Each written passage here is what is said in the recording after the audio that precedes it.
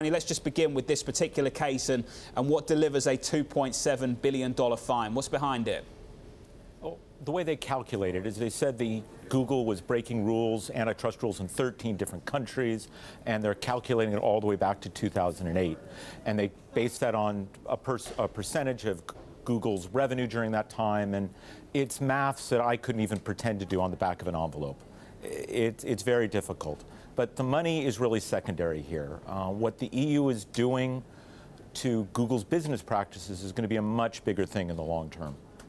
Tony, where's the evidence that this practice has actually hurt competition, given the rise of shopping companies like Amazon, like eBay? Where's the evidence that the EU has found? Well, that's a question that was asked of the commissioner this morning. They asked, are consumers being harmed at all, or is it just an antitrust issue? And she answered that, she kind of danced around it, I'd almost say. She said that consumers are missing out on innovation, which has been a big concept of the EU right now, is what kind of innovation there is in the market.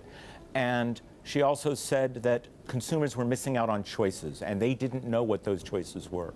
And that alone was harm to the consumer. Tony, how are Google and Alphabet going to respond to this, given that Intel has been fighting that one from way back in 2009 for quite a while? I think in 10 years down the road, we still might be seeing this being fought out through the EU courts. Don't forget there are 2 more Google cases. There's one involving its AdSense product, and perhaps an even more important one involving the Android operating system on mobile phones. So none of this will be over anytime soon.